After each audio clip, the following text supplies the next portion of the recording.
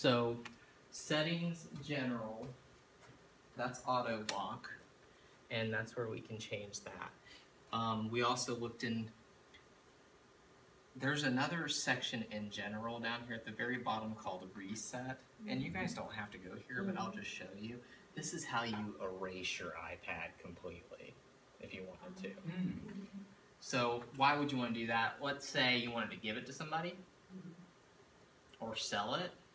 These things actually, you'll sell as much as you paid for it on eBay. Some people will buy them. So you can actually erase your entire iPad and everything right from this button. It'll say, are you sure?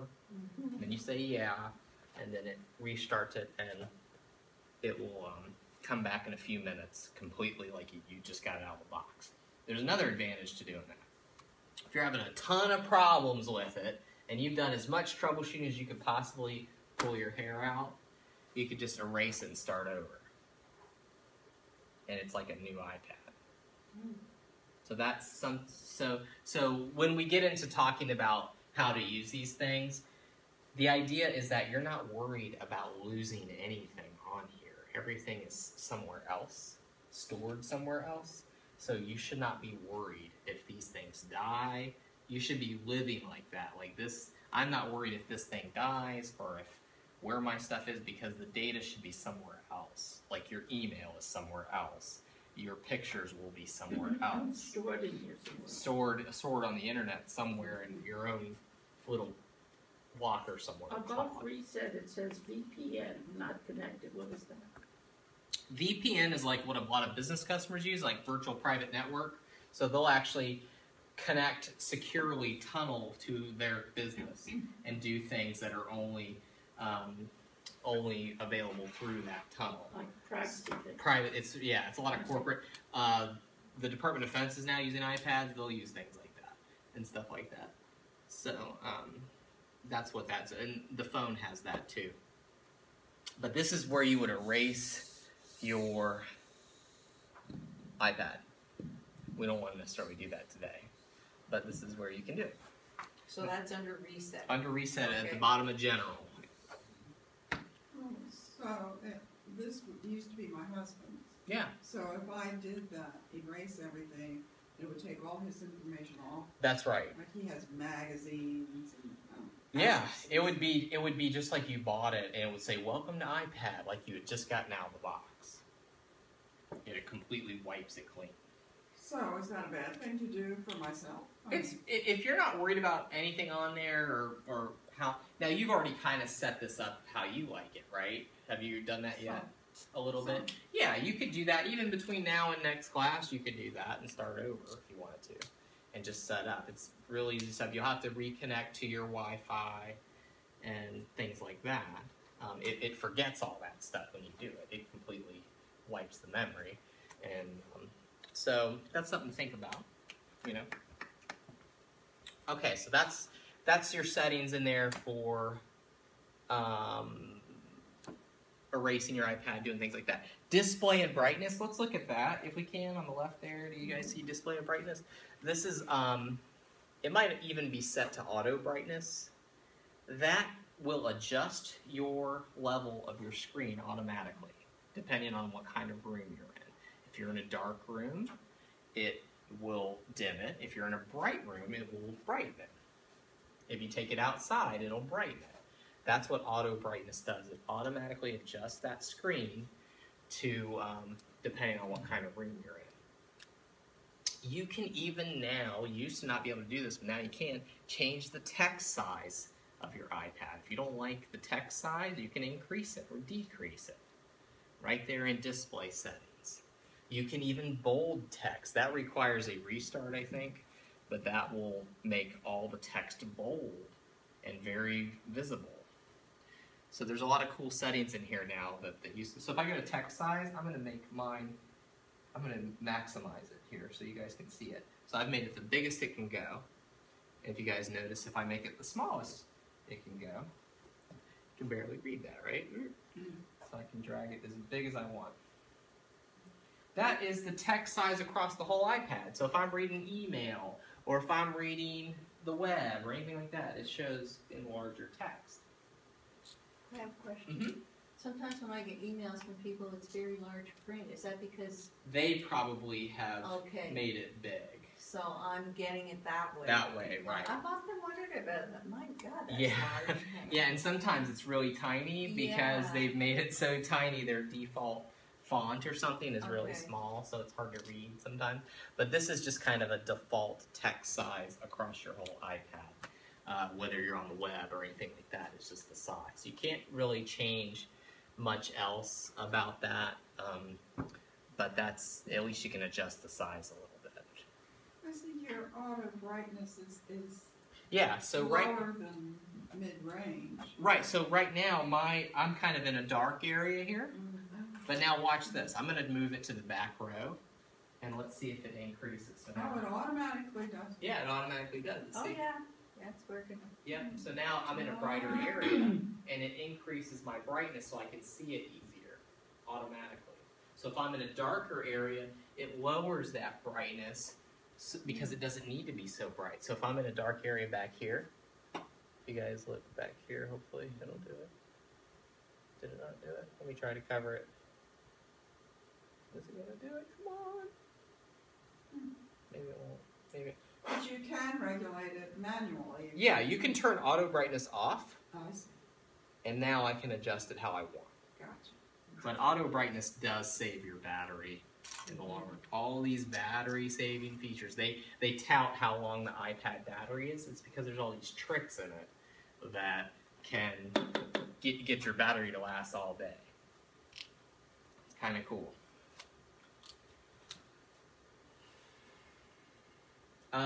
What else is in here? Wallpaper, you can change what your wallpaper is. If you want to choose a different one, you can. You can say, I want to choose a different wallpaper, and I want to make it this one. And it gives you a couple options here. You can set the lock screen, set your home screen, or set both. So the lock screen, of course, is that screen that we first see when we wake up the iPad. It shows the clock. I can set that. I can have different wallpapers if I wanted to. I can say, oh, this is going to be for my lock screen, or this one's going to be for the home screen where all the icons are.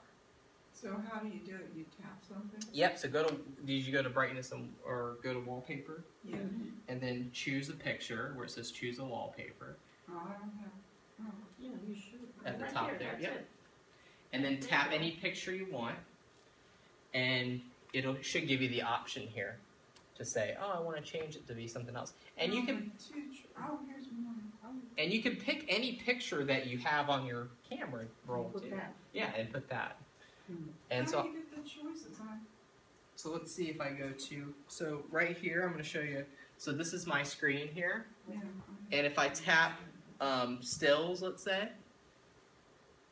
it gives me a list of every still picture here that it has stored on the iPad, and I can make it something like this ocean maybe. And I'm going to say, I'm going to set that to both. And so now that's my lock screen. How do you set it? And just say set to both or set home screen or lock It's screen. interesting, Right mine there. below then I have the list of photos. Yeah, your pictures that you took. Yeah. Yeah, so you can pick one of those too if you wanted to. Well, that's what I have actually. Yeah, well good. You can also do that from a picture. If you have a picture up in your photo world, you can make that your wallpaper from there too. But this is another way to do it. This is cool. Yeah, you can customize it. So we're talking about customization of all this stuff today, and trying to get it how you like it.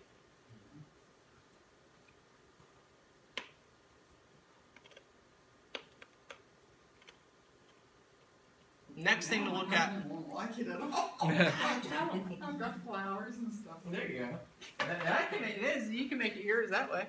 All right, the next part is sounds. If I go to sounds, I can change the sounds on my iPad. What it sounds like when I get a new email message. Oh. What it sounds like when I get a ringtone. Do you know what ringtone means? If you can get calls on these things with FaceTime and stuff, we'll get into that. But what it sounds like when someone calls you on FaceTime on here, or what it sounds like when I send mail, or if I get a calendar alert, what does that sound? We can completely customize all the sounds on your iPad, right from the sound setting menu.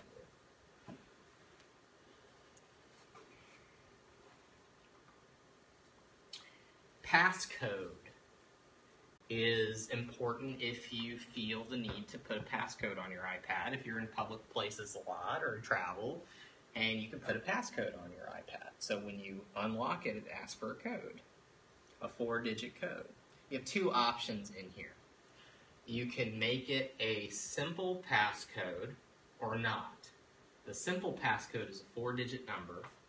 If you don't make it a simple passcode but still want a password, it'll actually bring up your full keyboard and you have to type in like a password for it. So you can either make it a 4-digit code or a password, like with words or something like that. Some of the other phones and tablets like Android has things with like pattern drawing and taking a picture of yourself and stuff. That Apple doesn't do that. It only does these two options. Or if you have a new iPad, you use your thumbprint and it gets you right in. Zoop. So you have these options here. You can turn a passcode on if you want. But That's on green. Does that mean the passcode is on? Right, I have mine off, but I'm going to go ahead and turn mine on. See, it says turn passcode on. So I'm going to go ahead and tap mine on, and it's going to say enter a passcode. So I want this to be the code when I unlock it. So I'm going to make it 1, 2, 3, 4. It says try to re-enter it, 1, 2, 3, 4. And now it's on. Now this protects your information from somebody else. Things change. Right, simple passcode means I use 4 digits. If I turn that off, it's going to ask me to make a password. So now it wants me to enter a passcode with the full keyboard. So I can make it like Sarasota as the password, so when I unlock it. I'll show you the difference in the two. So I'm going to turn on simple passcode. It already is. And now I'm going to lock my screen. And when I wake it up and unlock it, it asks me for the passcode. And now I enter it what did I make it? My husband's used to do that. 1, 2, 3, 4. And now I'm in. So it asked me for 4 digits. I entered them correctly. I'm in. If you put a passcode in and you don't remember what it is, if you try too many times, it will erase your iPad. The whole thing? The whole thing. Oh my God. That's a built-in security feature.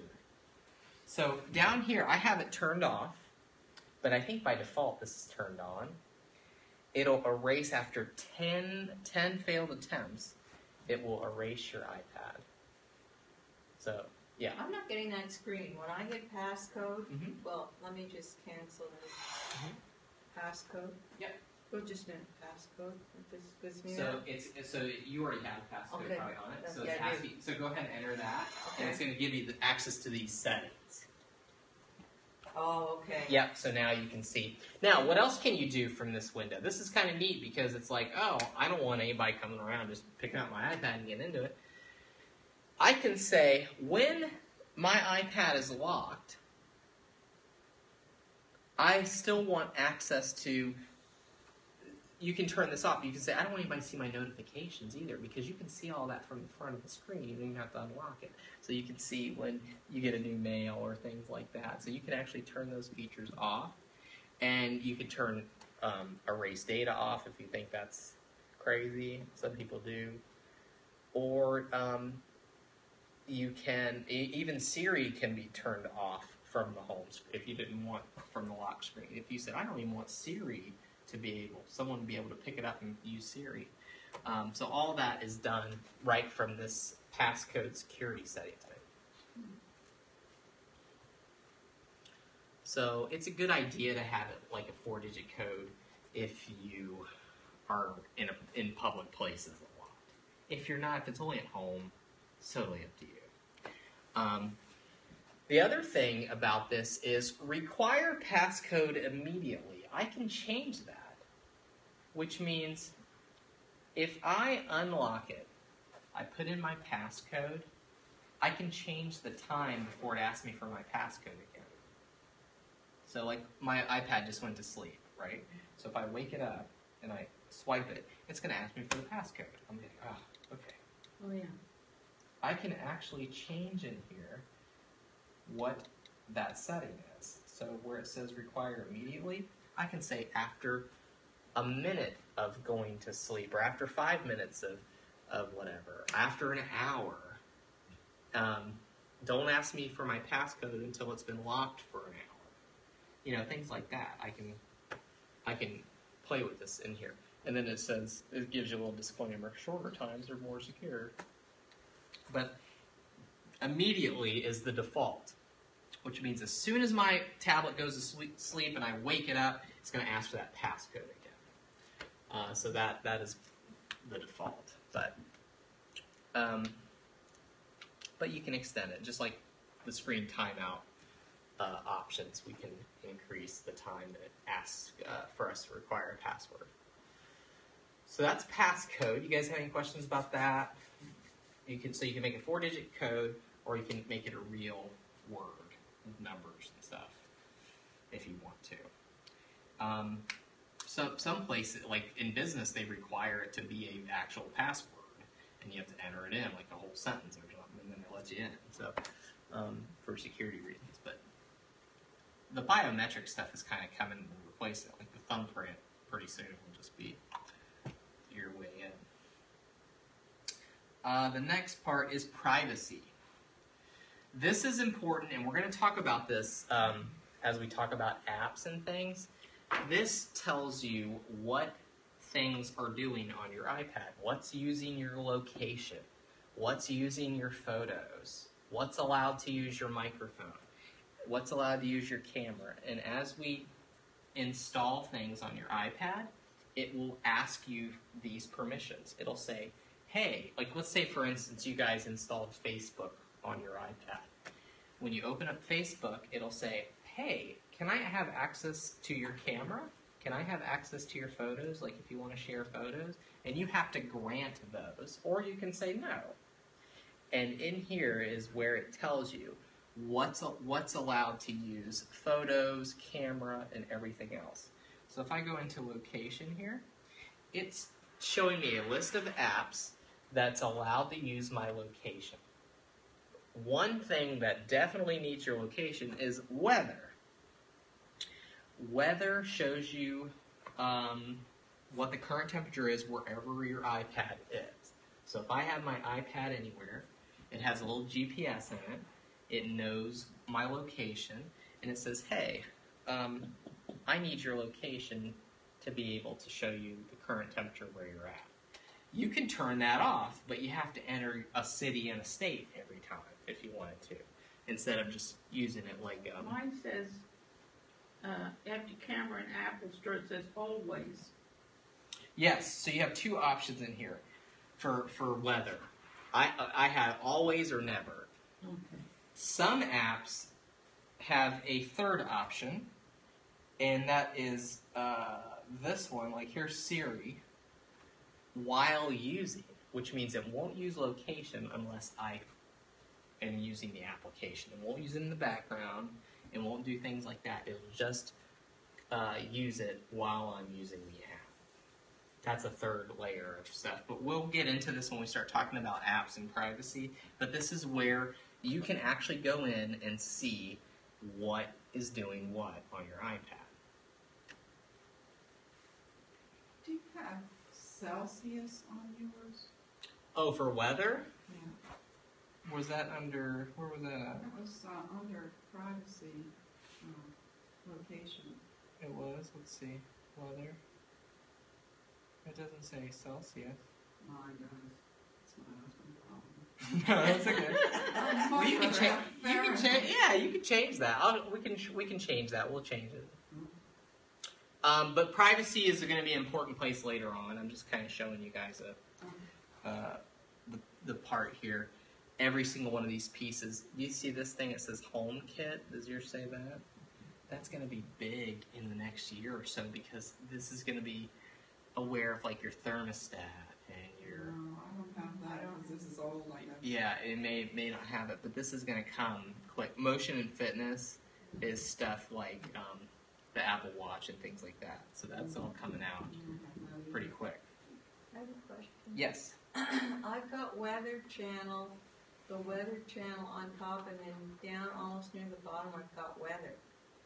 So the Weather Channel is probably an app that you installed. Oh, I see, okay. Yeah, all those are apps that you've installed. Oh, okay. And Weather came with the iPad. Okay. So under location, I've got Weather.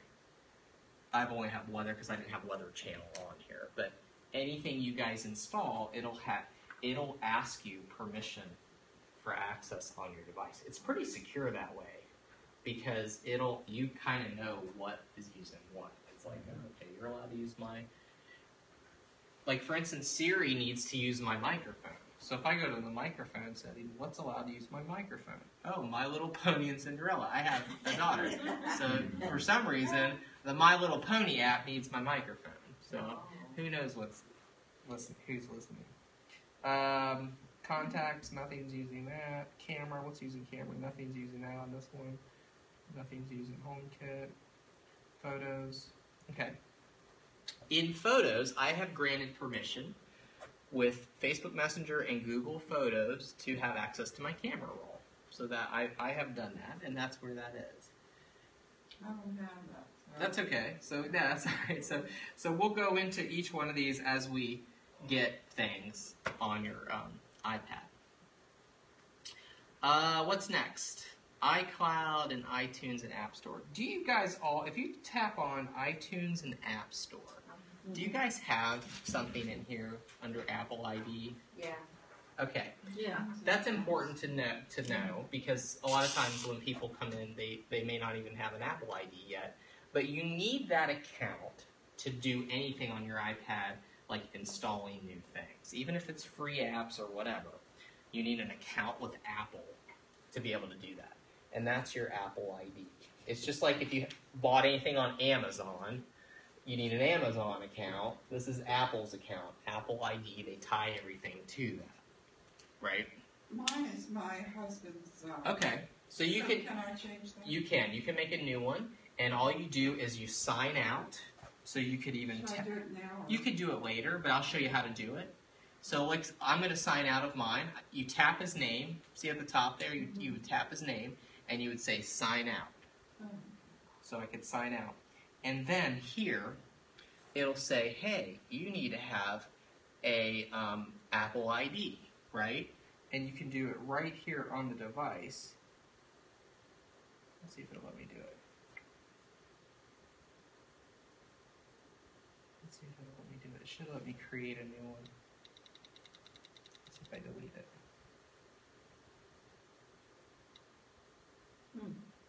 It should let me create, where is it?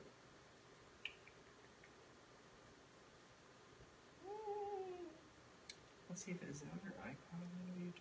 Forgot Apple ID. I thought I could do it right here. Let me try to sign out of my iCloud account. No, it's not letting me. There was a create one, a button. I'm trying to think of where that was. Might have to turn it off and turn it back on for it to show up. But you can in fact make one right on the device because it. Oh, I know where it is. So if I try to install something, like let's say I wanted to get a app. How about let's get a free one. How about this one? I don't know what that is. Okay, here's where it prompts me. It says use an existing Apple ID or create a new one. If I create a new one, it's going to walk me through the whole process right on the device to make a new Apple ID.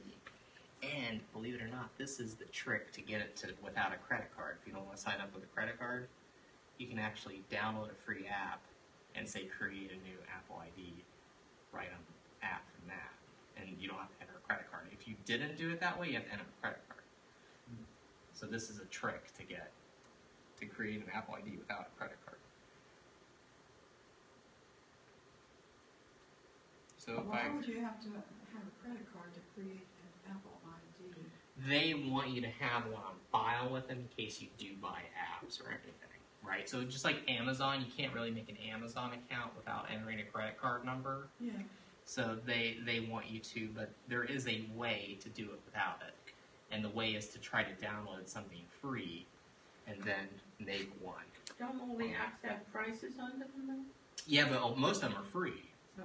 So some of them have prices. There's a whole list here that has, these are the top paid apps. But most of the things on there are free. So this is where it'll ask you for an email address, password, and security questions and all that, and walks you through the whole process. And then when you get down to the brass tasks, you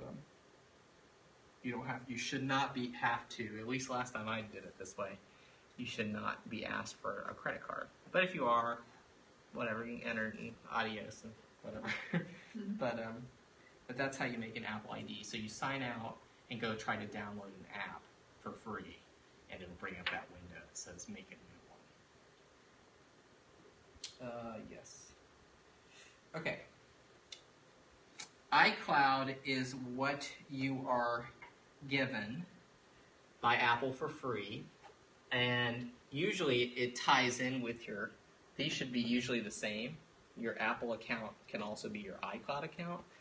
And if you don't use this for anything else, except for two things, you can, it backs up all your photos, your last 1,000 pictures. So this is really good for a phone, especially too, if you have an iPhone and take a lot of pictures on it.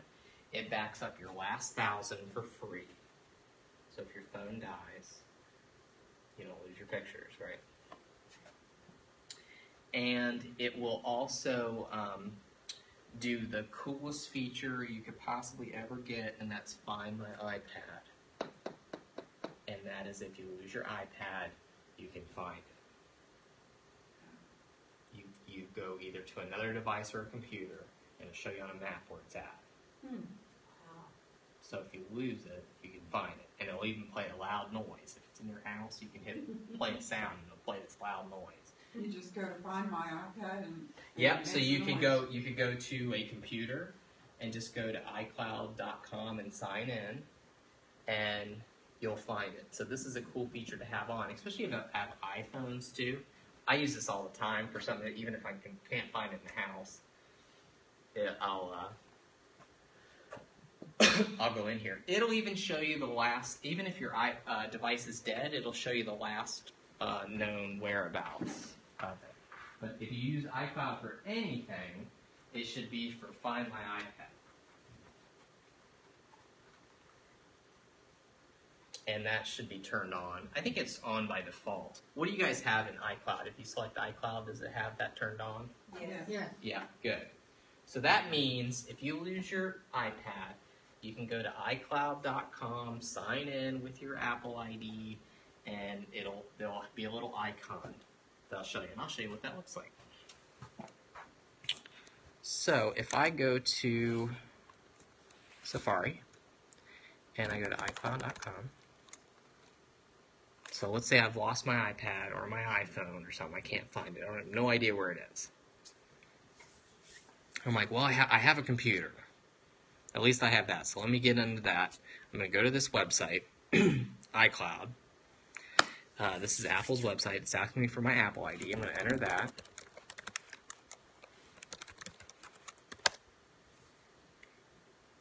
I sign in here, and I have a little icon called Find My iPhone or iPad or whatever it's going to be called. I hit that. It's going to show me every device that I have tied to all my accounts. So it's going to show them on a map where they are. Even your iPhone? My iPhone, my computer, my iPad, everything, right? So I don't know why I have a couple in different places. Let's see. So this is all my devices here.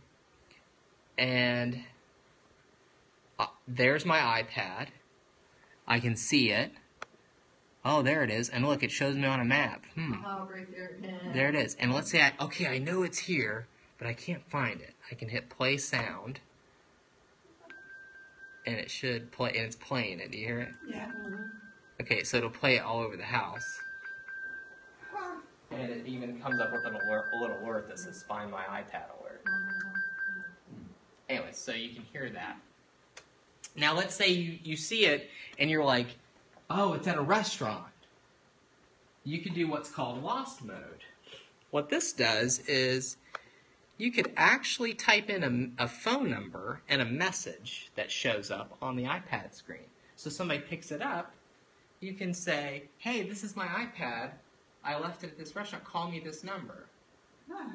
And it's like a little message you're sending the home screen. It's on the lock screen. They can't get into it if you have a passcode. So it shows up. Or your last option is, I want to erase the thing.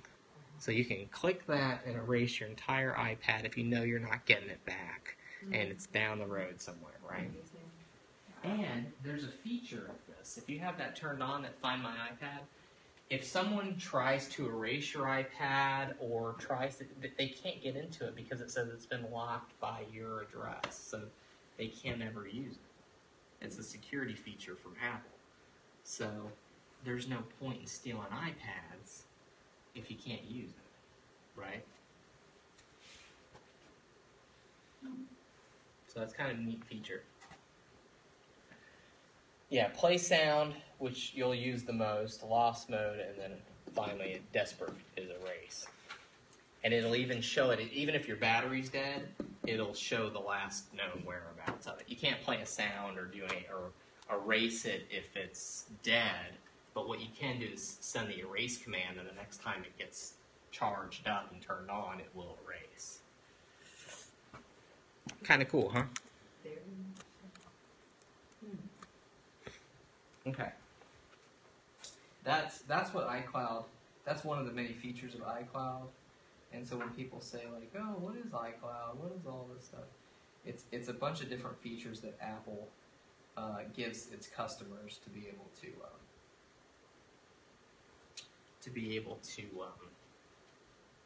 sell their stuff and say, "Oh, you can do all this stuff." So that's what iCloud does. The next thing we can look at is setting up your email. How many of you have done that already? So there's a way to set up your email on your iPad. And that's in Mail, Contacts, and Calendars. You can add an account pretty easily. And if you use one of these guys, like Google or Yahoo or Outlook, those are the top three, it's very easy to set it up. You just select it, you enter your email address and password, and then boom, you've got all your emails.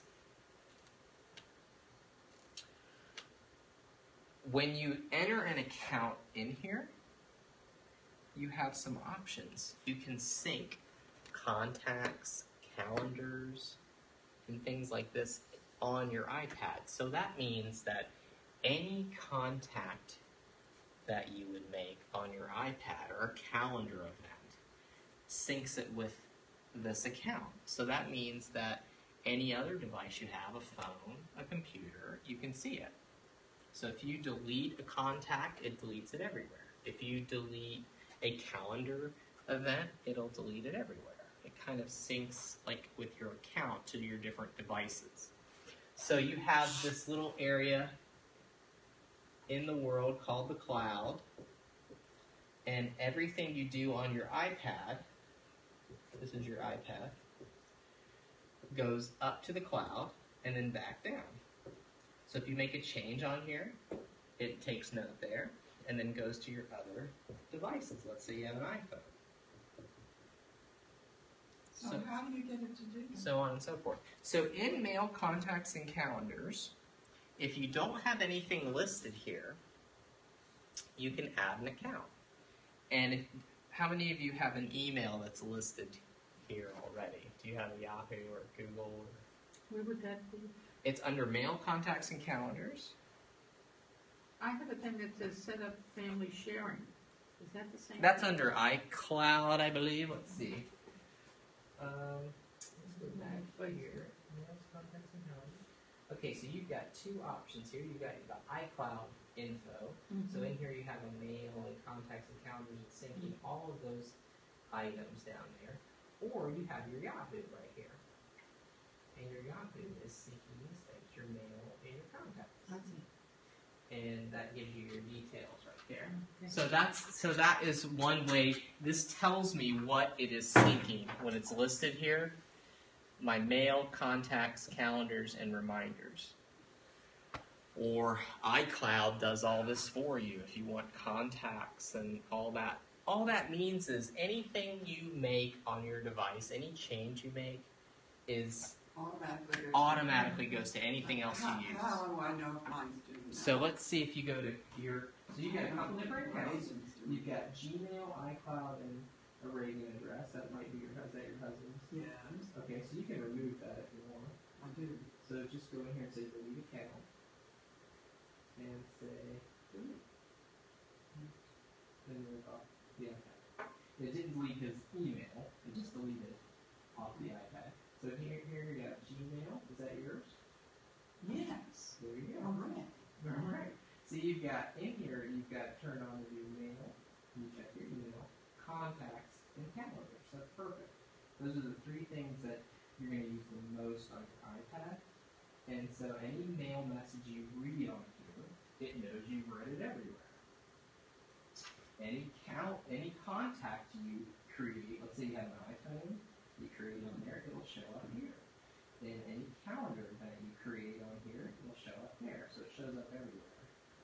And it's kind of nice, but this tells you listed down here what it's doing. iCloud comes with it, so it's automatically turned on in here. And some people just keep it turned on. So iCloud has its own email too if you want it. It syncs your contacts as well. It does your calendars and all that stuff too. So that does all those things. His name. Okay, so we can even say sign out down here. And that's turned on. Do you know that password if I hit sign out because it's going to ask for it? His password? Yeah, you don't have to tell me. But Yeah, I do. It's right there. are you sure you want to turn off Dr. Yeah, please, no.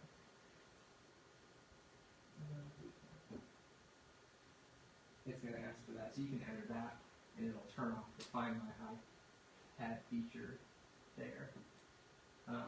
So yes, so the idea is that nothing is stored locally on your iPad. It's all here somewhere. So any changes I make, anything like that, I don't have to worry if my phone dies or if my iPad dies. It's all saved here, and I can access it from multiple devices. If I decide to get a new iPad, it's very easy. I sign in with my Google or Yahoo account, and I get all my stuff back. I got my email, my contacts, and my calendars. That's the three things that we want, right? They use the most. Yes? I was trying to access the calendar and I didn't get anywhere. Like Okay. last week after the class. Okay, yeah. We'll try to make an event. We'll do an event today, Okay. and we'll look at contacts too and email. We'll try to get through all three of them today, and we'll add some stuff on. And if it doesn't work, you can hit cancel. We can come back to the next. But okay, so this is what we're working with here with email. And let me go through this again one more time so you guys have it.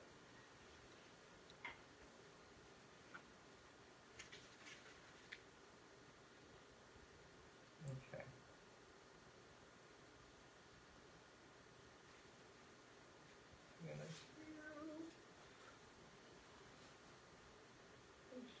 Come on.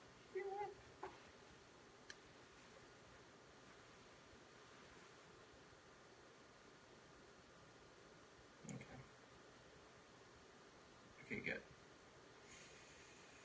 So, here are this is what my iPad is doing on this account. I've got mail, contacts, and calendars. So let's go to email. Let's start with email. So you guys go hit the home button, go back to your main screen, and find your mail app. It's the blue with the white envelope. Mm-hmm. If you open that up, you've got all your emails in here. Mm-hmm. You can even ding, and it even checks it as soon as you open it up. So in here, I can read, and it depends on how you look at it too, because if you do landscape, it does it by message, or if I do portrait landscape, it shows me my inbox and the message on the right, right? So I can go through my email and say, oh, hey, how's it going? So in here, you just tap to read a message, and I can do what I want with this message. I can delete it. There's a little trash can icon. Mhm. I can reply to it. That's the little arrow. It's kind of a universal symbol for reply. I can file it somewhere. I have a little folder. I can flag it as important. That might show up there. I can compose a new one. That's what the little pencil with the square means. The little icon that looks like this, with a square with a pencil in it, is kind of the universal symbol for compose. I don't have that. So let's see if we have it here. It's right here. Oh, it's up actually. there. Yeah. Oh, okay.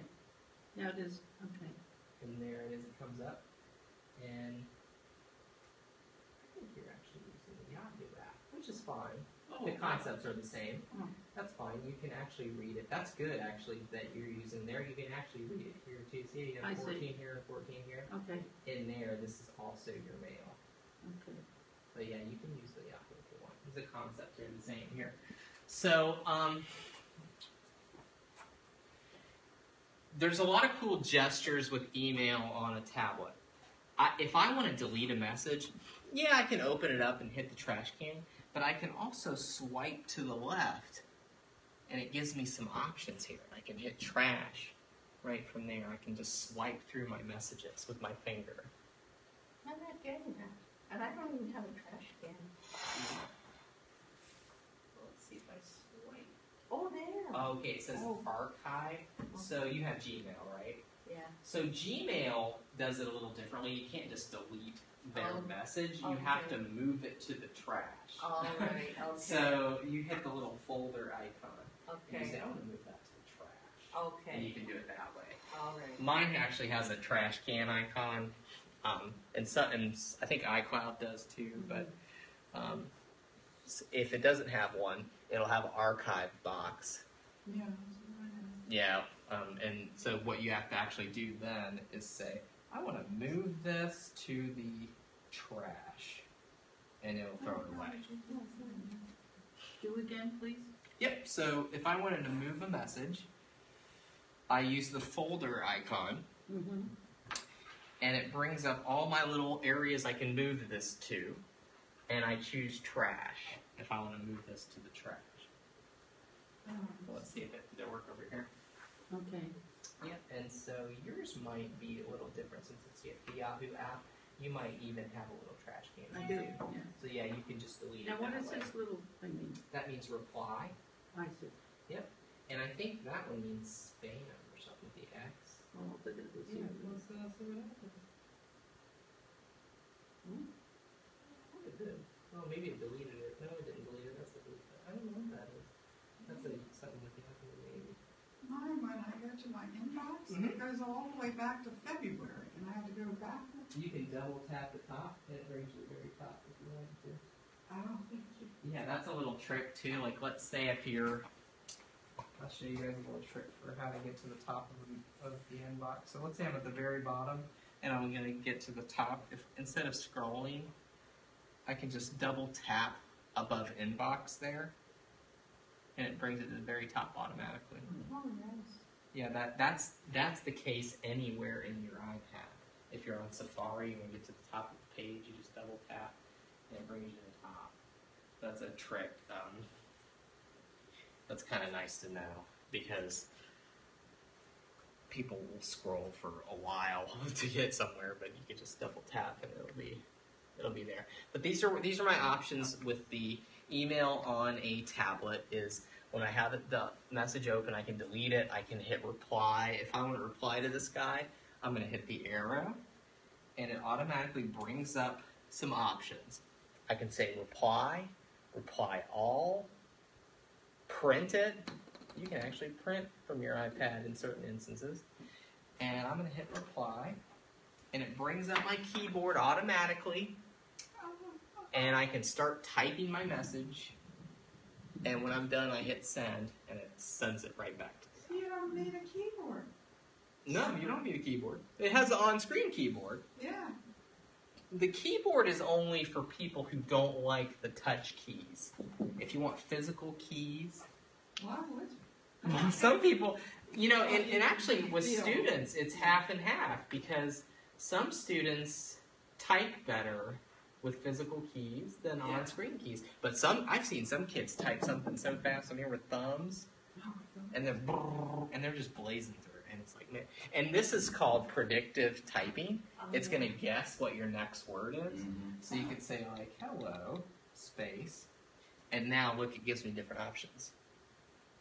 And you can just tap. So I could say my name is not the best, you know, whatever it thinks. It's predicting what you're going to type next, which could save you time. Helps with spelling too. Helps with spelling. And it does have the autocorrect as you type and things like that. So this on-screen keyboard is kind of neat. So this is a good way to talk about it when we're writing email because you'll use it a lot in here. If you wanted to get to your numbers from here, you have a little number button.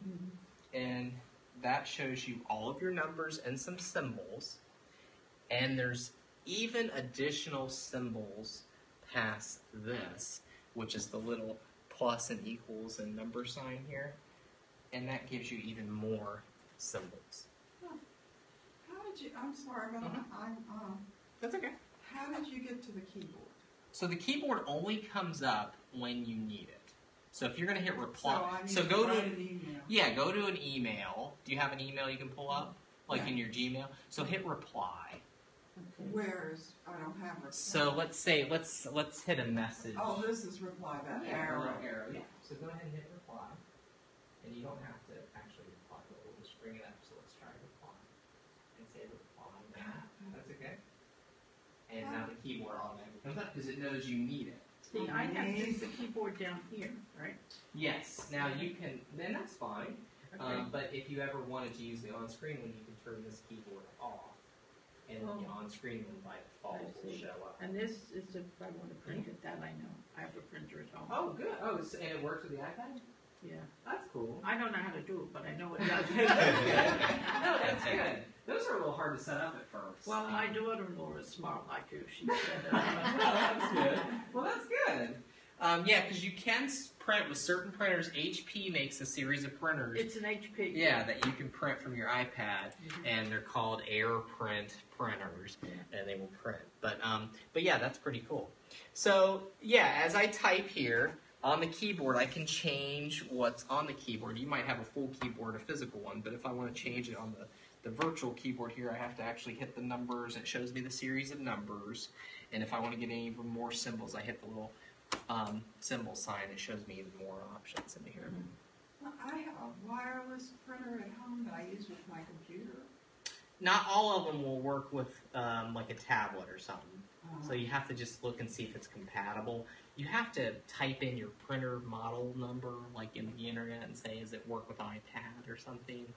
Does this HP LaserJet 5000 work with iPad or something like that?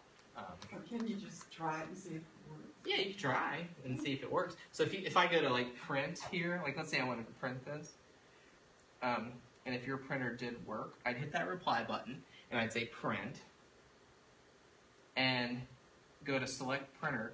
It'll actually look for Wi-Fi type printers. And let's see if they show up here. No printers found, but it would find it, and it would say HP, whatever, and you'd select it, and you could actually print right from your iPad and email. Yeah. And that's what a lot of people are doing. We tried, for some reason, students really want to do that, and we try to discourage that as much as we can because they're printing like one paragraph of stuff, and it's like, no. Are these printers expensive? No, all the standard printers now can do it. Oh, really? Yeah, so if you go to anywhere and buy like $100 printer, it should be able to print from your iPad. They're just all kind of standard. So this AirPrint thing isn't a brand or anything? No, it just you know how like on printers it'll say it's for PC or Mac, or Oh, okay. it'll actually say AirPrint, and that's Apple's protocol to print from iPad. AirPrint. You have to make sure though when you go to buy it that you're getting what you want. because the salesman may tell you, oh, yeah. Yeah. But it is. And they do it differently. Like, for instance, their HP makes a print series called ePrint. And you can print to that from an iPad, but what that is your printer will have a special email address, and you have to email documents to it, and then it prints. That's how it prints. So it's a little differently than AirPrint, but ePrint actually has a full email, and it'll say like at hpprinter.com or whatever, and you actually forward emails to that email address, and then they spit out of your printer. So the printer That's actually, a drag. yeah. So the printer is actually an email address, and you just forward stuff to it, and it just spits out whatever you forward to. So that's one way HP does it. That's called ePrint. But the other one's AirPrint. It just sees it and it just works, and that's pretty awesome. It's pretty awesome when you see it. It's like, oh, I'm in the button, boom. Okay.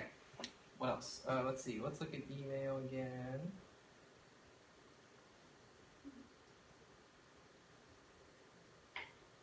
How you guys doing? All right? So much to know. It's a lot, isn't it? But I feel like if we don't go through it, No, we need it. I'm speaking to myself. it'll be. Okay, so here's our email. So we've read a message, we've replied to it, we've deleted it. If you want to compose a new one, you can just hit the compose little square with the pencil, and it brings right up to your new message screen. You start typing in your address, and it should just come right up. If you've emailed them before, you don't have to type the full thing every time.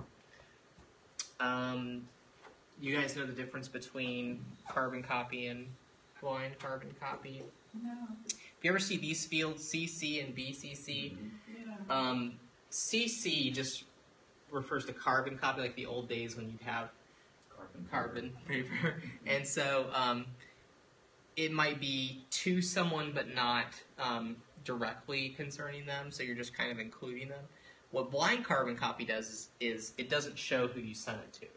So if you ever received an email that has a list of 100 email addresses on, that's because they didn't put it in the BCC field, and so you see everybody's email Right. in there. And you could put it in there, and it hides it, who you sent it to. And you could just say, I'm going to send it to myself, and put every address that you know in the blind carbon copy. And that way, you don't have to worry about, like, can they see the email addresses or whatever? So you can hide it that way. And then, of course, subject, you just tap into subject, type into subject, and then down here below subject is your compose message, and that's where you type. And when you're all done, and it's addressed correctly, you can hit send, and it flies away, and it sends it on its way. Yeah, so as soon as you fill these things in, that will become blue, and you'll be able to send it once you fill in the proper fields. Now, how can you access your address book? Right, so address book is called contacts. So that's the second piece to this. The trifecta of contacts, calendars, and email. So the next piece is called contacts, and this works really well, especially if you have an iPhone and you want to get your contacts on your iPad and all that. So contacts, and you guys all have an app called that, so let's try to go find it. So I'm going to hit the home button, Okay, there's one. and it's got the little guy with the little silhouette here. It looks like an address book. It's called Contacts. Oh, there we go. And there's all your contacts. Well, how do you like that? So that's your address book. And so when you type an address... But they're my husband. There you go. And when you when you remove that iCloud account, it'll probably remove those contacts too. But let's say I wanted to add a new contact. I can just hit the little plus sign. And the plus sign is kind of the universal symbol for add new. And it gives you all these fields you can pop in, like first and last name, phone number, email address. I can add a picture if I have a picture of somebody, who they are, and all that stuff, right? Like, let's see if I can show you one of. Here's Jessica. And this is my wife, and I've got her phone number and email address. And It's like you have a baby too. yeah, and so I can say edit, and I can edit her contact info. If anything changes in here, I can add a different phone number or different email address and things like that. And you can get pretty organized in here if you want and go through your contacts and delete ones that you don't want and things like that. Like if I come across a contact like, I have two in here, Brett and Brett. So one of them's more detailed. If I want to delete this one, I actually have to hit edit and then scroll to the very bottom, and there's a delete contact option. So that's how you delete a contact. You have to say edit, go to the bottom, and say delete. Somebody bought Despicable Me too. Oh god. Okay. So I'm gonna hit cancel here, but these are all of my contacts. So on and so forth. Here's my brother. And then see, right from here I can text message him, and it knows that that is an account that I can message him with because he knows it's an Apple account. So that little bubble pops up. So I can send him a text message right to his iPhone from here. The same here. That little talk bubble pops up. I can do that. I can text message any phone number that's an Apple phone number. That's an iPhone from your iPad. You can do that free. Because Apple to Apple is free. And so I could do it for my Mac or anything that's an Apple product. It knows that's an iPhone. So I can say message, and there's a message. And we were arguing about something. Can you hear me? Maybe your volume's down. I can hear you. We couldn't hear each other on the phone, so we texted each other. So this is my text messages right from my iPad. I can text him, and he gets it on his iPhone. Apple to Apple is free, no matter what. iPhone to iPhone, iPhone to iPad, iPad to iPad. Now, your iPad doesn't have a phone number, does it? Yeah. So the way you text to an iPad is by your Apple ID. So it knows that your Apple ID is your message handle. So that's how it knows that stuff. You type it in, you hit send, and if it's an Apple device that has that tied to it, it shows right up on the Apple device. It's very... I've never done a text. Yeah, oh really? Yeah, but that'll come later. I'm sure it'll come later. it'll happen. But that's what all these contacts here are for detailed information regarding people, obviously, that you communicate with the most. And if you say edit, I can then go in here and add phone numbers, edit, change things, change my picture in here. If I want to add a birthday, guess what? It shows up on my calendar.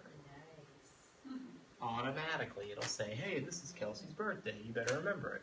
Or their physical address. I can add it in here.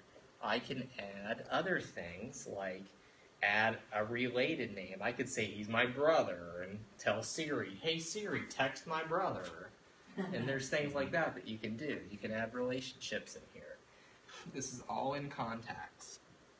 Add a field. I can add a custom field. If there's something on here I don't like, I can add a field and say, I want to know, I don't know, what kind of car he drives. And I can have a field in here for car or something. I don't know. But anything like that. I can do everything I want in here. There's even a, where is it for name? Brad, I can't seem to get, I have the contacts, but all I have is a thing to put new contacts. I can't seem to get. So the way- select any contact and say edit. So, Okay. so you've got, so let's say cancel here, and let's pick one, and say edit. And now we're in their contact. I So see. there's his name, phone number, and you can add additional stuff by hitting the little green But buttons. edit was just hitting up there? Mm-hmm. Yep, so we've already hit it, so hit cancel. So you select a contact, Uh-huh. and you say edit. I And see. now I want to edit that. Okay. Yep. Mm-hmm. Okay. And that's kind of cool, right? You can go in here and change things and add additional information. It does help to put pictures if you remember to, because they will start showing, those pictures will start showing up on your iPhone and other devices that you get. If you ever get an Apple Watch, it shows up on the Apple Watch wrist. Like if you hit the little contact button, see I have everybody on here to have, I can text anybody all the pictures. There's Kelsey right there. If I tap right there, I can text them. And this is syncing with everything. Amazing. So you can, yeah, so you can. It's too much for me. I can't comprehend it So all. I'm just in this app is very simple. It's just names and information of the people, and it's all alphabetized. And if I want to make a new one, I just hit the little plus sign. And if I want to delete one, I just scroll down and delete it. And that's contacts. So this is probably the easiest app to use on your iPad because it's just names and birthdays and things like that. The next piece to this is calendar. So that can get a little trickier, but let's say we're done with contacts. We've entered all of our contacts in that we like. I've converted my old physical address book to this. I've typed them all in. I'm good to go. I'm going to go now to calendar. And How did you do so I hit the home button, and I'm on my home screen now, and I have an option called calendar. Do you guys see that? Yeah. Mhm. All right, so let's open that up. Okay. Now, calendar comes with different ways to look at it. I've got day, week, month, and year. So right off the bat, I can change the way this looks. So right now, it's showing me a day view.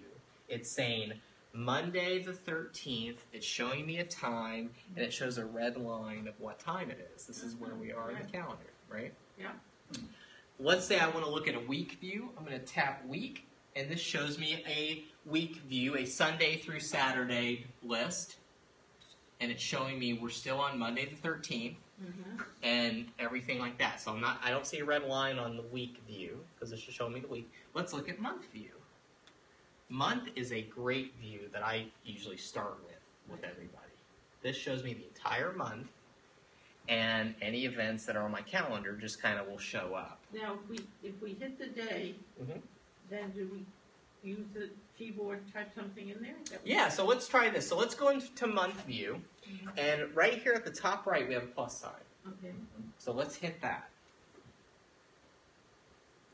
In here, we can pick a title of what it is. So it could be, we could pick this class if you want. So you could say, iPad Class 3, we'll do next week. So you type in iPad Class 3, and when does it start? So what is next? Location. Yep, so yeah, we can add all this info in here. So I'm going to say this starts Monday the 20th at 7 p.m. And I just change the little dial here of what I want to do. You lost me. Okay, so you I've hit... got iPad class typed in. Okay, good. And then you pick it down here. So tap to the next one that says, when does it start? And you pick the date. You say it starts. What day? July of the the week? 20th. July the 20th. So we'll do July the 20th, Monday, July the 20th, at 7 p.m. And you just move everything like it's a Wheel of Fortune wheel. Mine already has July 13th in there, though. Okay, so you can change it. I'll just hit it and it'll go away. Yeah. Oh, hit cancel. No, you can just tap right there where it says July 13th. Oh, Try it again. I see. And now change it to be 20. the 20th. And you can change the time if you want. Mine doesn't have PM. It doesn't have AM or PM? Let's see. Eventually. Well, I'll be. I bet it's on military time. It probably is. 24-hour My clock. husband, he likes a 24-hour clock. So let's see if I can change that in settings. Oh, that's easy. Yeah, that's okay. Okay. I bet it's under general under date and time. You're not gonna be 24. 24 hour time. Gone. There you go. Okay, so I got 7 p.m.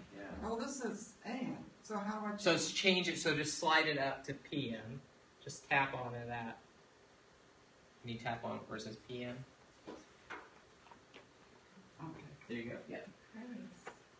Yeah. When does it end? 8:30. Is that when it ends?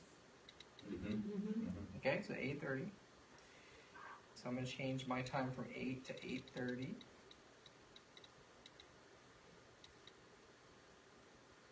Time zone, I don't really have to mess with that unless you're meeting someone like a conference call or something that's a different time zone. Or something. Does this repeat? Well, it does for another class on the 27th.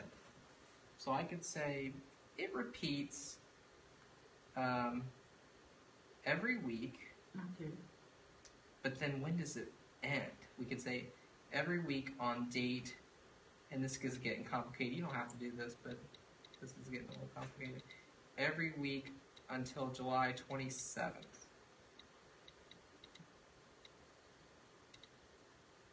And say done. So it repeats weekly, and then it ends on Monday, July 27th. So we could have done this in the beginning of the class, but we couldn't even get to this point yet. So, but yeah, you could say this repeats. Let's say there's an event like a birthday, and you put in here it repeats yearly, and then you could just say never till you're dead, I guess. But end repeats, and what calendar is this going to go on? You can choose in here what calendar it goes on. And I have a couple options. Homework, or this is my work one. And I can select that.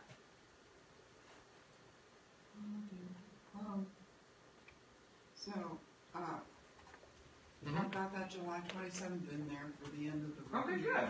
Okay, so now what do I do? Okay, so go back. No. It starts and it ends, either it repeats weekly, it ends repeats on July 27th. That's all you have to do.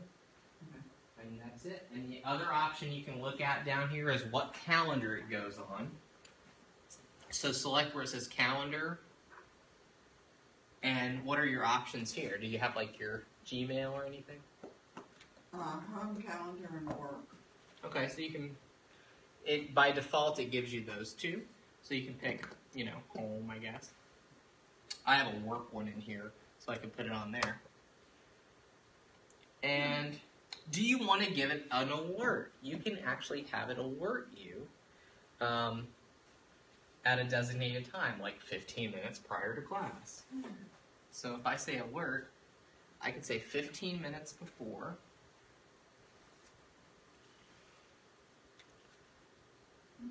And it'll pop up. It'll make a little sound on my iPad. And that way, you can actually have it remind you. This is a great way to do reminders. Did you see that? Yeah, I did that. That's okay. There's a word. You don't have to. Okay. But I'll just show you where it's at. And then, what else are my options down here? Private. This is really only if you are sharing a calendar with someone and you want to put something in there that you don't want them to see. You can make it a private thing, like foot doctor appointment, right? And then when I'm all done, I can say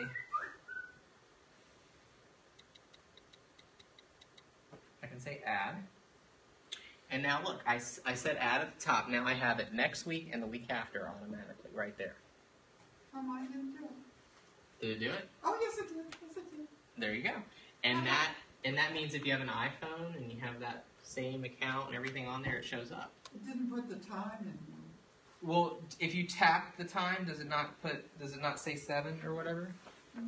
Let's see. It just says, I don't know. It might not have it through. Let's see. It still says it. Oh, you have to tap. Yeah, it might. I bet if you turned it landscape, it will say the time. So turn it on its side. Does it say the time there? Yeah. it Yeah. does. So it gives you more room if you turn it landscape. Yeah. Yes. Why do we have all these pink lines here? Those must have been events that maybe you created and just. Oh, you know what? What? Okay, so in here we have it from. So this is an event that starts then and ends there. Oh. So Oh, I instead didn't of do that saying ends on the 13th, let's say it ends on the 13th, and then we say repeat it weekly.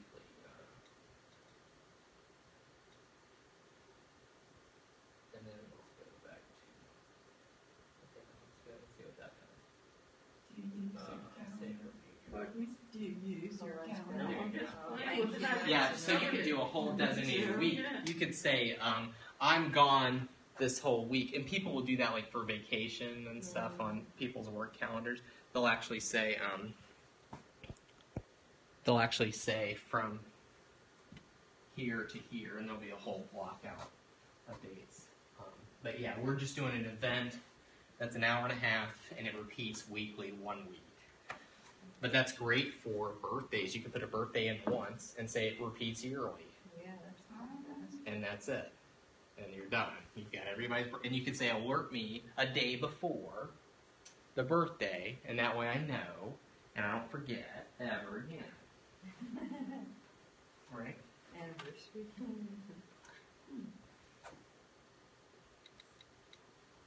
Oh, no. This is fabulous. Yep, and so you can. It's a whole different world. It's like a new language. So what's nice about this is the calendar becomes almost like a reminder thing, like an agenda stuff. So and what else you can do with this is when we get into Siri, you can do all this with Siri. You don't have to type anything. You can say, "Hey Siri, add an event to my calendar. You're kidding. This date, this time. Repeat it." You do it all with your voice. Now, but you have to manually know how it works first before we get to that easy way. We're gonna do it hard first before you get to the easy way. But this is the month view. Let's look at the year view. Now this shows me a whole. When is Christmas at? Oh, it's on this day of the week. You know, it's on a Friday this year. It tells me right here, right from year view.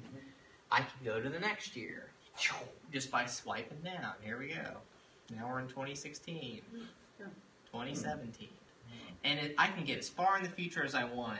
And if I ever want to come back to today, I can just hit the today button. And I bring right back to today.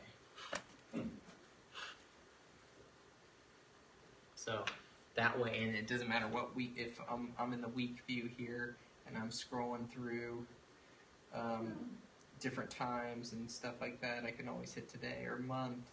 And scrolling by month through, I can always hit today and it brings me back to today, hopefully. There it goes. So, calendar. You can even invite someone to something and they get if they have a phone or a tablet, it shows up on their calendar. And so when we added that event to iPad, let's say I want to edit this event now. I'm just going to tap it and say edit. And I have a little section in here called invitee. I can type in anybody's email address in there, and they'll get an invite on their device that says, Brett's invited you to this event. And then it adds it to their calendar automatically. And they can choose yes, no, or whatever. You could do parties like this, right? How do I access those email addresses? It's all tied to your contacts. Oh, So you geez. can hit the plus sign, Okay. and it'll say, "Oh, here's all your contacts Oh, okay. I got that you have." So it's all tied together. Or if it's not in your contact, you can just manually type in like an email address and just say yeah and continue. But we can add. It says inbox. Oh. Yeah, that's for somebody that has invited you to something. If somebody invites you to something, it will show up in this little section called inbox, and it'll have like a 1, and that means that somebody's invited you to something, and you have to accept or deny or say. There's even another option called maybe, and so you can choose one of those options, and that's kind of nice, especially if you are having a get together or something. You can put in your address in the details and everything in there, and you send an invite to them via email. It comes right up and it adds it to their calendar. And if they have a smartphone or a tablet, it won't let them forget. It'll automatically remind them that they have an event whenever you have done.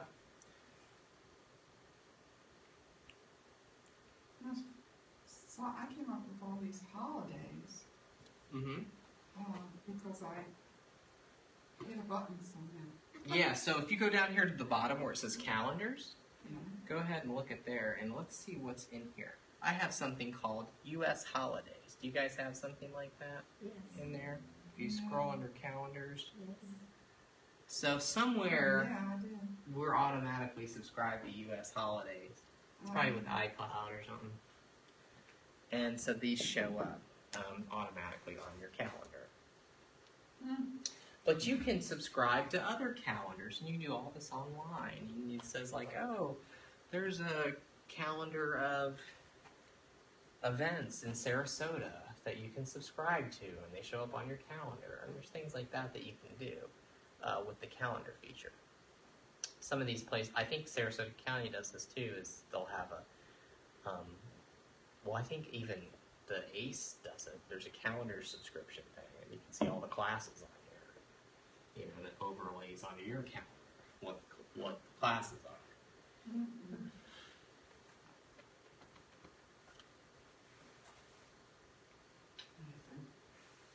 But it's kind of nice to use this because for anything, it's the reminders feature to alert you 15 minutes prior to something is great. So it'll be like, oh, I have to go somewhere and do something at that time.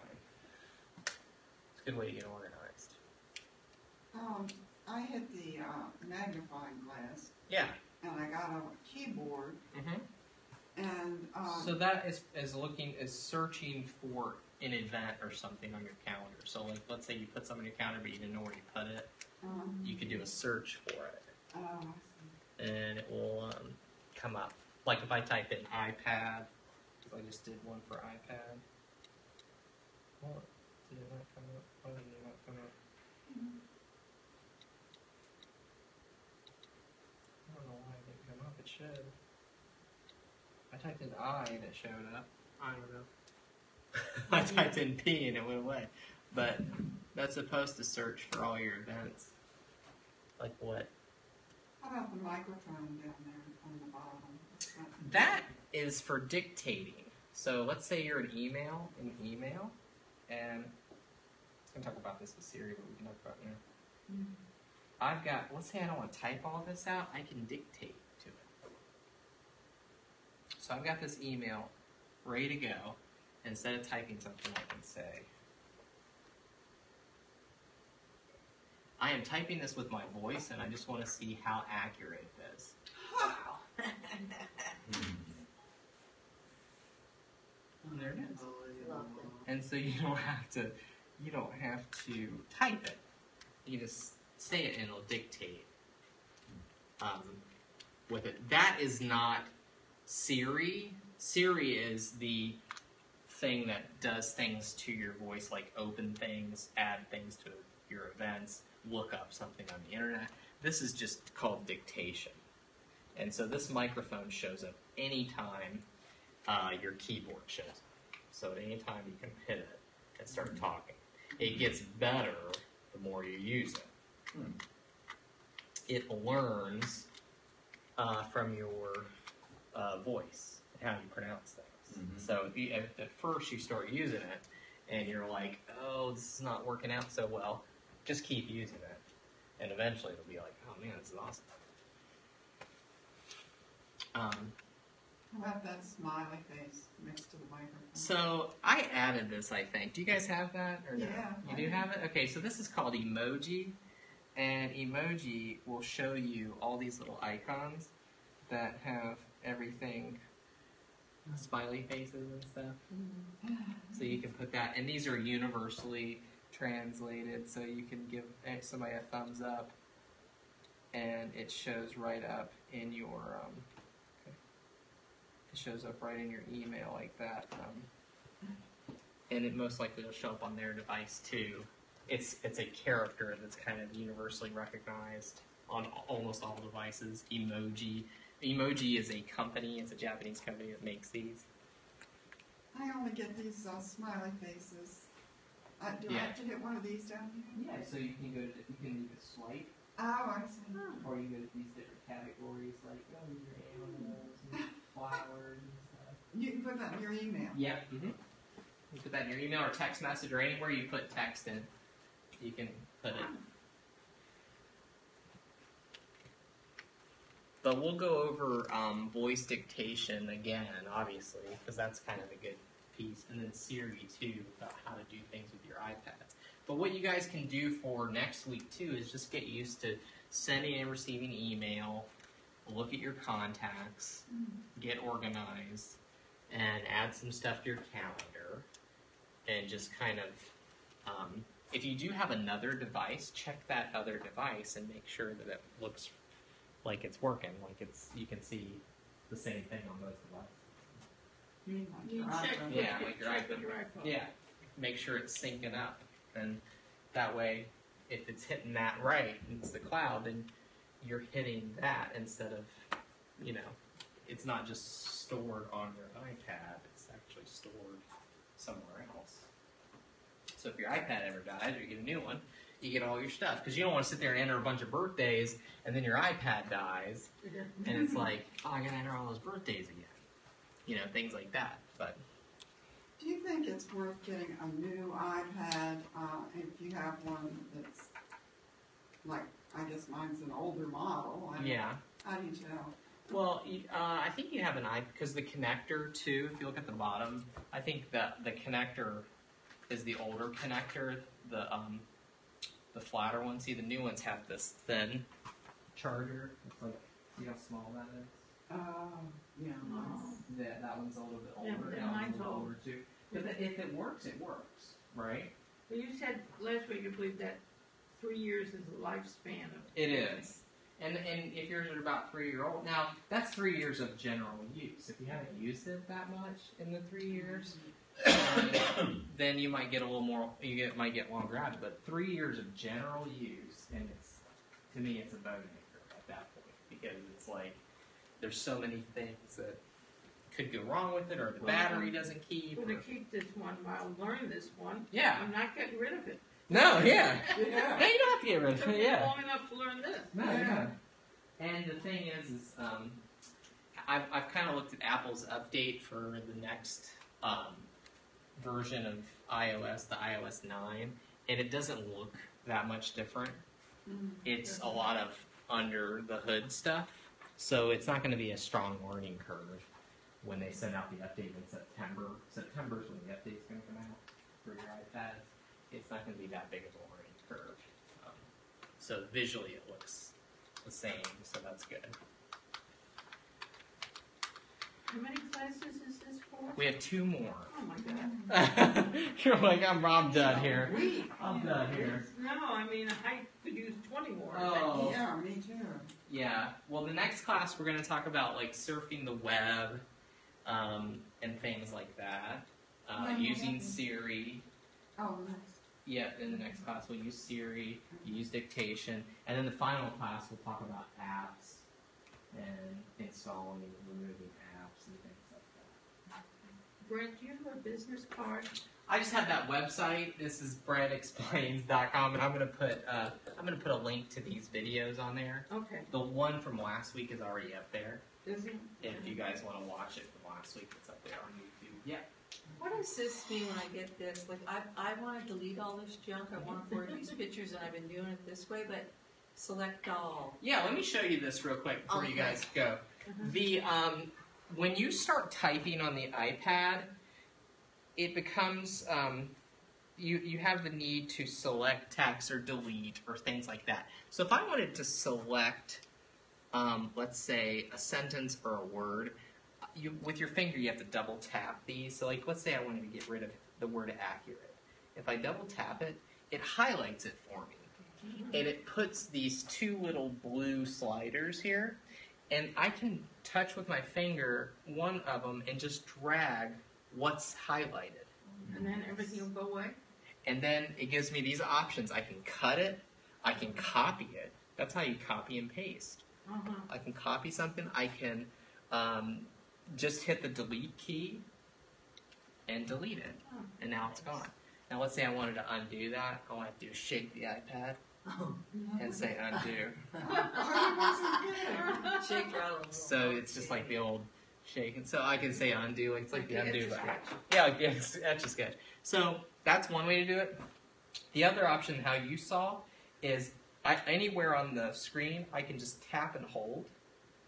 And I have select or select all. Select all would highlight everything on the page. And now it's automatically did that. Now I can either hit delete or I can tap it and say copy. I can bold it if I want with this little B. I can bold it, italicize it, or underline it. And this is all from your orally dictated message. Yeah, I mean, but of course, if you even typed it out with the keyboard, you can do the same Still. thing. Yeah.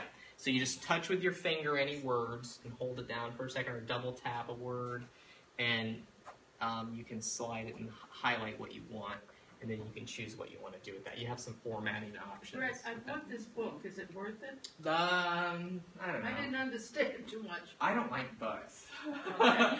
but no, it's good. It does have a lot of good pictures too. As long as it has good pictures, I really like the Funny visual pictures. stuff. Yeah, it should have some good ones. Like, yeah, I don't know. I have one called iPad for Dummies for Seniors. Oh, no! That's what I need. Now you tell me. Well, I don't know. I mean, I if you still need a guys class. are, I if you're prefer a it's like I'm more of a visual learner with this stuff, Mm-hmm. and if you're someone who can read the instructions, that's good. Well, But I feel like this will be out of date as soon as you update. well, it's And this is already out of date, judging by the screenshots. yeah. So I would say, Oh well, I'll donate it. yeah, or you know, you look through it. It might have some good info in it. But the books are only good for like a few months because as soon as they update it, it changes. So it's hard to have a book with these things. But the book companies are Times like, have changed. yeah, they don't come with a You have to manual spend because several hours a day playing with this. That's how you master it. Yeah, I think you're right. you have to play with it. Yeah. And you're not going to go wrong, right? You're not going to accidentally do something with these. You Really. can with a computer. The only thing you do is erase it and then you start over. But you can go wrong with a computer. You could really mess a computer up to the fact where you have to get somebody to look at it. With these, it's a little bit more bulletproof, so you don't have to worry as much. I think, but it's not as complicated as a computer. So. I've highlighted that, but I don't know how to get the keyboard up to hit the. So you got to see what you want to do with it. So I want to delete that. you don't have a keyboard to attach to you. So you have to be in the reply field first for the keyboard to come up, Oh, and now okay. you can select it. Okay. Since that was an email that was someone else's. Yeah, I want to get rid of all that stuff. Now you can say select all and hit delete. But it will take the pictures too, and I don't want it. That's what I just wanted to send the If pics. if you got a picture that you want to save, you can tap and hold a picture and say save image, and Okay. it'll save it to your camera roll. to. And we'll do that next time when we Okay. talk about surfing the web. We'll Okay. save pictures. Is there Things like anything, I'm trying to think, Mhm. should, I always carry around my laptop. Yeah, yeah. I don't really need to, do I? I can just No. use this. It just depends on what you use your laptop for. Do you just check email and surf the web and stuff? Yeah, That's all you need to do. And then you can use that. yeah. So You don't need I to- don't even need a laptop, do I? Most people don't. My wife's grandmother is like 91, and she's never used a computer, and she can use her iPad like crazy because Wow. she's never has learned the computer side of it. Yeah. So the iPad is easy for her Hmm. because our brain is programmed to think of it like a computer. Like, oh, there's files and there's things I need to Right. do, and it's a different device, and it's just for surfing the web, checking email, looking at things, and Oh, we don't save things on here, do we? yeah, the stuff should all be saved here.